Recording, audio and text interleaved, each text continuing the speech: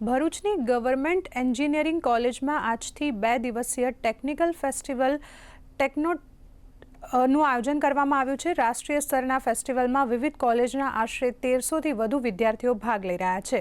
ફેસ્ટિવલની theme build together with AI રાખવામાં આવી છે। ફેસ્ટિવલમાં 2 તેજસ્વી વિદ્યાર્થીઓ કેજલ પટેલ અને કીર્તિ શુક્લાએ હાઇબ્રિડ વિટોલ યુએવી નામનું અદ્યતન ડ્રોન તૈયાર કર્યું છે।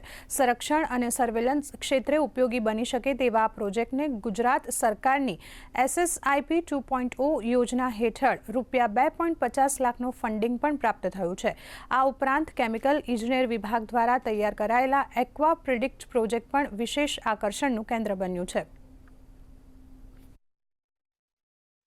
આ પ્રોજેક્ટ બનાવવા માટે અમે SSIP ની ગ્રાન્ટમાં એપ્લાય કર્યું હતું અને ગ્રાન્ટમાંથી અમને SSIP ની ગ્રાન્ટમાંથી અમને 2,50,000 મળ્યા હતા અને એમાંથી અમે આ પ્રોજેક્ટ બનાવવાનું સ્ટાર્ટ કર્યું। આ પ્રોજેક્ટ બનાવતા અમને 1 વર્ષ જેટલો સમય લાગ્યો છે અને એની મેક્સિમમ રેન્જ 30 કિલોમીટરની છે અને 3 kg એનું પેલોડ કેપેસિટી છે અને એ 2 kg સુધી ઉપર ફ્લાય કરી શકે છે। 30 કિલોમીટર સુધી એ જઈ શકે, 1 કિલોમીટરની હાઇટ સુધી જઈ શકે અને ઓટોમેશન પણ છે, એમાં નાઇટ વિઝન પણ છે, એટલે કે એમાં જો કોઓર્ડિનેશન જીપીએસને આપણે સેટ કરી દઈએ તો એ સીધું ત્યાં જઈને ટાર્ગેટ પર સ્ટ્રાઇક કરે। યુદ્ધમાં ખૂબ જ ઉપયોગી છે।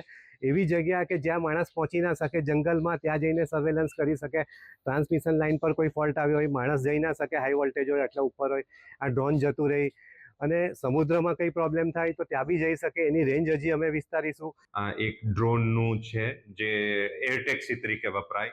સો 4 kg લોડ સાથેનું આખું ડેમો કરીને બહુ સરસ રીતે બતાવેલું છે। અને બીજું એક સ્મોલ ડ્રોનનું છે। ત્રીજું એક IIT પટનામાં છોકરાઓનું જે ડ્રિંકિંગ વોટરનું છે। ડ્રિંકિંગ વોટર જે વેસ્ટ વોટર, જે સિવેજ વોટર સાથે મિક્સઅપ નહીં થઈ જાય, દુર્ઘટના નહીં બને સમાજમાં, તો આને બચાવવા માટે ડિટેક્શનની એક ટેકનોલોજી ડેવલપ કરી છે અને આ સિલેક્ટ પણ થઈ છે।